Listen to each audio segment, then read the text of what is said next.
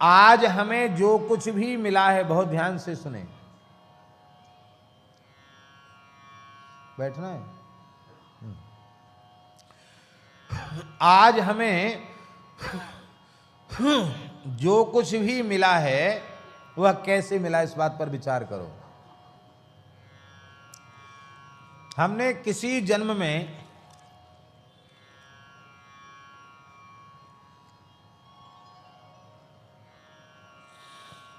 किसी सत्पात्र सुपात्र को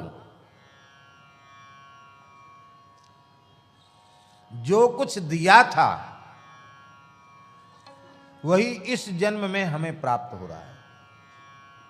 फिर से सुन लीजिए,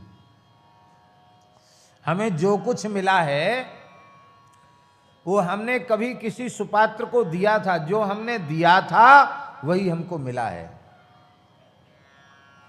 ये हमारे हिंदू सनातन धर्म का सिद्धांत है।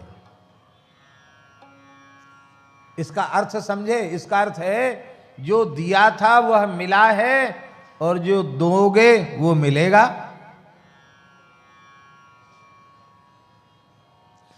और आगे जन्म नहीं लेना है तो भी देना चाहिए। फिर तो तुम्हारी जरूरत क्या है इकट्ठा करने की, फिर तो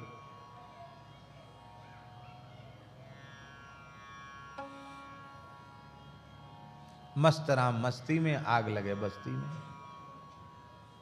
फिर तुम्हारी तो मतलब का कुछ है ही नहीं, खर्च करके जाओ, इकट्ठा करने का क्या लाभ।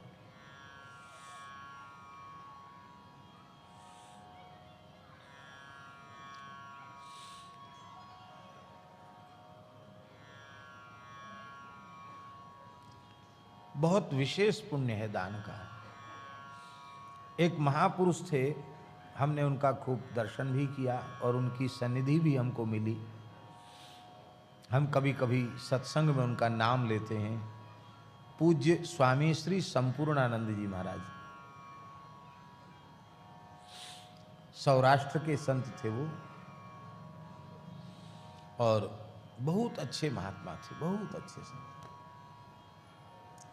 106 साल की आयु में वे भगवत धाम गए, शरीर छोड़ा उन्होंने, और 37 वर्ष तक पूर्ण दिगंबर रहे, शरीर पर सूत का धागा भी नहीं।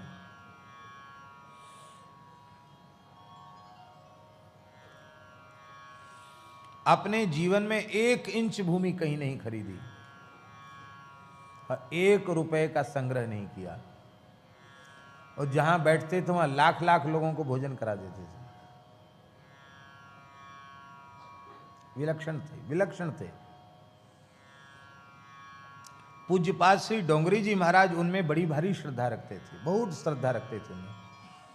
उधर से निकले, उनको पता चले कि अमुक जगह संपूर्णानंद जी हैं, तो लाख काम छोड़ के डोंगरी जी महाराज उनके निकट जाते थे। एक श्री प्रेम भिक्षु जी महाराज में बड़ी श्रद्धा रखते थे, और एक श्री संपूर्णानंद जी में डोंगरी जी महाराज बड़ी श्रद्धा रखते थे, बहुत श्रद्धा रखते थे। सभी लोग श्रद्धा रखते थे, ऐसा जीवन था उनका।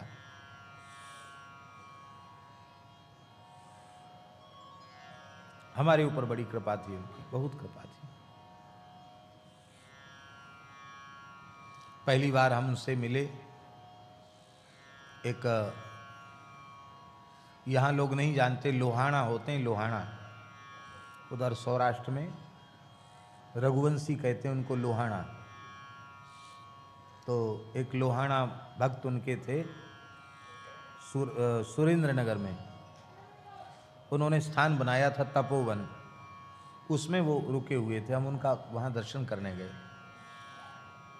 पहली बार में ही वो इतने प्रसन्न हुए कि लगा कि जे पता नहीं कितना पुराना परिचय हो। फिर तो बहुत घनिष्ठता हो गई उनसे। 2001 में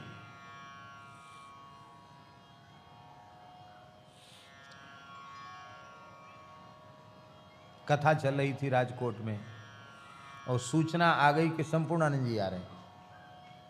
लोगों को विश्वास नहीं हुआ, वो इतने वृद्ध महात्मा, वो कहीं आते जाते नहीं, किसी के यहाँ नहीं जाते, वहाँ कैसे बोले कथा में आ रहे हैं, कथा सुनने आ रहे हैं। बहुत प्रेम था उनका। वो कहते थे, कई बातें विचित्र कहते थे, वो कहते थे संपूर्णानंद जी हमसे, बोले स्वामी जी ये जो हाथ में कटोरा लेकर भीख मांगते इनको पहचानते हो?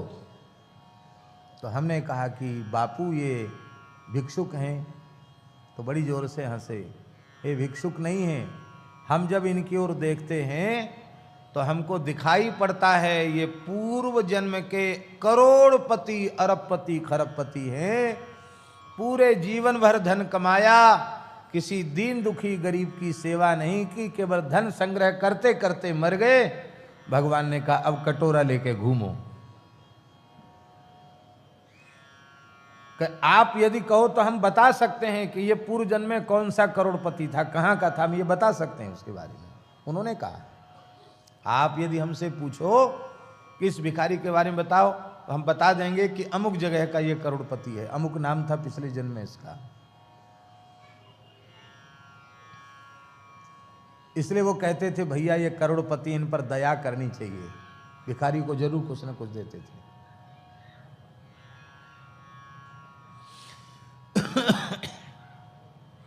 एक भजन में आता है, धन दौलत के बने पुजारी आखिर वह कंगाल हुए। राम नाम के हीरे मोती मैं बिखराऊं गली गली, ले ले रो कोई क्या राम का प्यारा, शोर मचाऊं गली गली। इसलिए भैया कटोरा लेके भीख मांगने की इच्छा हो, ए बाबूजी रहम करो, ए कछु दे जा, ऐसा तुम्हारी इच्छा हो तो किसी को कुछ मत दो, कमाओ खूब पर दो किसी को कुछ मत।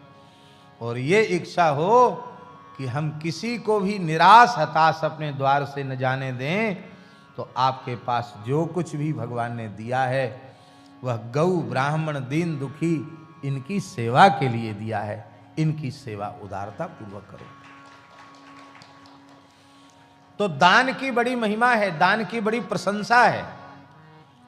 पर शुक्राचार्य जी सावधान कर रहे हैं, न तद्दानम प्रशंसन्ति ये निवृत्तिर्विपद्यते, दानम यज्ञस्तपः कर्मो लोके वृत्तिमतो यतः।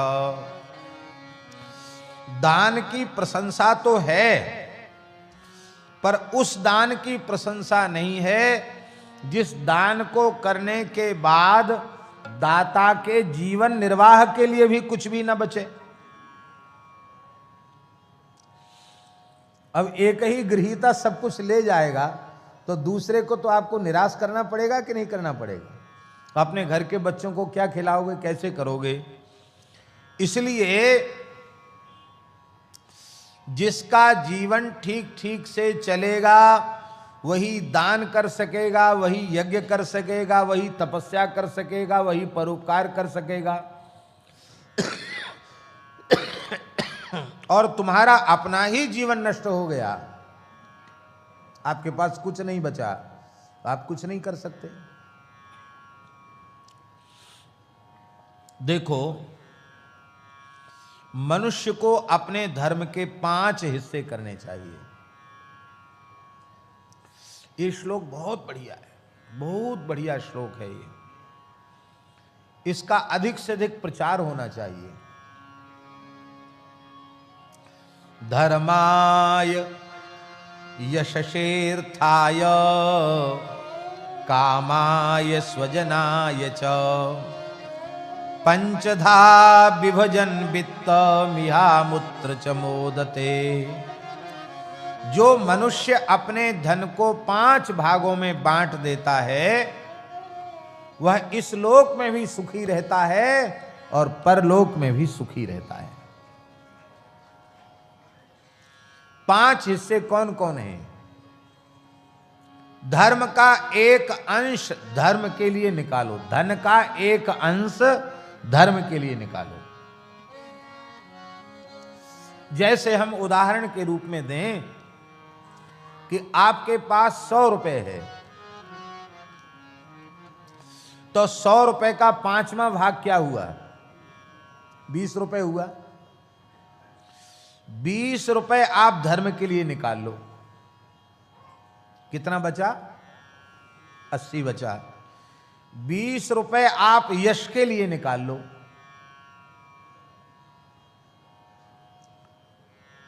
यश के लिए कान जानते हैं, हर व्यक्ति को अपनी सामर्थ्य के अनुसार कुछ ऐसा करना चाहिए कि कुछ समय तक तो उसका नाम गाम चले, उसकी कीर्ति चले। क्योंकि कीर्तिर यस्य स जीवति, जिसकी कीर्ति है वह जीवित है।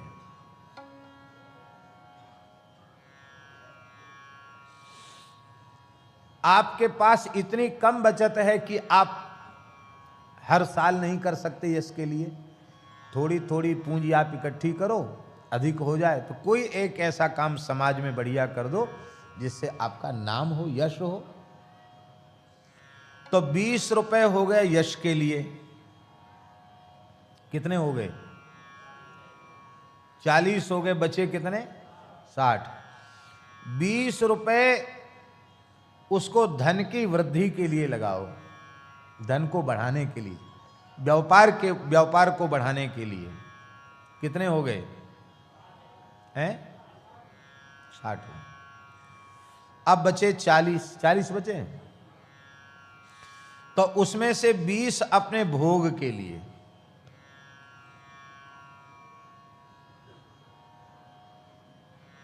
अपना भोग का मतलब है स्वयं की कुछ इच्छाएं होती हैं उनको पूर्ण करने के लिए। आपके मन में सहसा इच्छा हो गई कि हम तो तिरुपति बालाजी दर्शन करेंगे जाके, किससे मांगोगे पैसा? आपकी अपनी कोई भी अच्छी इच्छा उत्पन्न मन में हुई है, आप उसकी पूर्ति कर सकते हैं, आपके पास धन है तो।